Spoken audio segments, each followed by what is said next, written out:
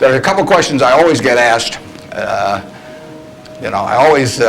People always say, well, who should I go to work for when I get out? And I've got a very simple answer. We may elaborate more on this as we go along, but the real thing to do is to get going in for some institution or individual that you admire. I mean, it's crazy to take in between jobs just because they look good on your resume or because you get a little higher starting pay. I was up at Harvard a while back, and a very nice young guy picked me up at the airport, Harvard Business School attendee, and he said, look, he said, I went to undergrad here, and then I worked for X and Y and Z, and now I've come here. And he said, I thought it would really round out my resume perfectly if I went to work now for a big management consulting firm. And I said, well, is that what you want to do? And he said, no, but he said, that's the perfect resume. And I said, well, when are you going to start doing what you like? And he said, well, I'll get to that someday. And I said, well, I said, your plan sounds to me a lot like saving up sex for your old age. I told that same group, I said, go to work for whomever you admire the most. And I said, you can't get a bad result. You'll jump out of bed in the morning and you'll be having fun. And the dean called me up a couple of weeks later. He said, what'd you tell those kids? He said, they're all becoming self-employed. So you've got to temper that advice a little bit. I'd like for the moment to have you, have you pretend I've made you a great offer, and I've told you that you could pick any one of your classmates, and you now know each other probably pretty well after being here for a while. You'd have 24 hours to think it over, and you can pick any one of your classmates, and you get 10% of their earnings for the rest of their lives. And I ask you what goes through your mind in determining which one of those you would pick. You can't pick the one with the richest father. That doesn't count. I mean, you've got to do this on merit. But you probably wouldn't pick the person that gets the highest grades in the class. I mean, nothing wrong with getting the highest grades in the class, but that isn't going to be the quality that sets apart a big winner from the rest of the pack.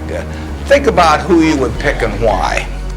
And I think you'll find when you get through, you'll pick some individual. You've all got the ability. You wouldn't be here otherwise. You've all got the energy. I mean, you've got, the initiative is here, the intelligence is here throughout the class.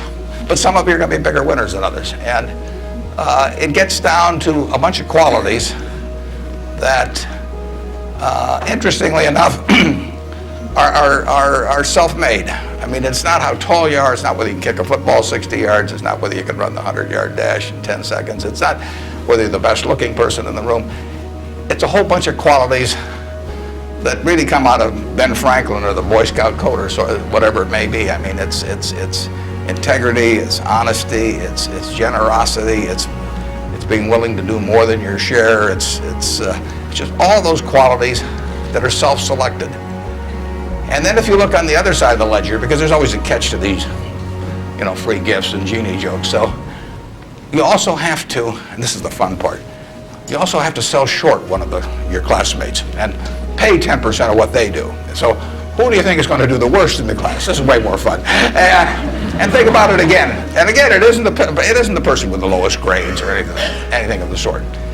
It's the person who just doesn't shape up in the character department. I mean, we look for three things when we hire people. We look for intelligence, we look for initiative or energy, and we look for integrity. And if they don't have the latter, the first two will kill you. Because if you're going to get somebody without integrity, you want them lazy and dumb.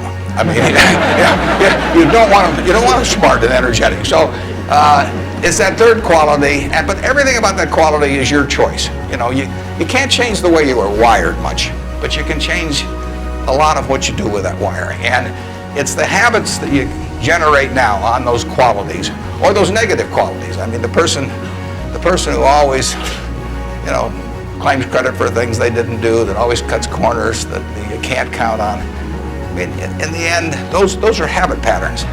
And the time to form the right habits is when you're your age. I mean,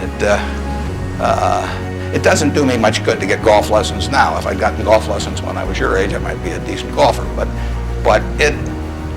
Someone once said the chains of habit are too light to be felt until they're too heavy to be broken. And I see that all the time. I see people with habit patterns that are self-destructive when they're 50 or 60, and they really can't change them. They're imprisoned by that.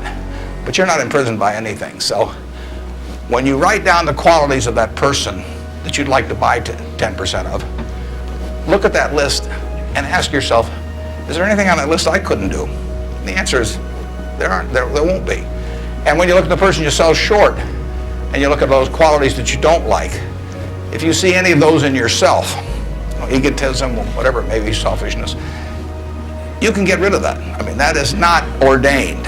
And if you follow that, and Ben Franklin did this, and my old boss Ben Graham did this at early ages in their young teens. Ben Graham looked around and he said, who do I admire? And he wanted to be admired himself, and he said, why do I admire these other people?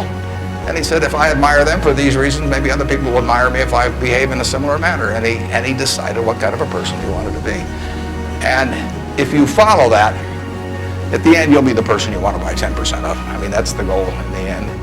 And it's something that's achievable by everybody.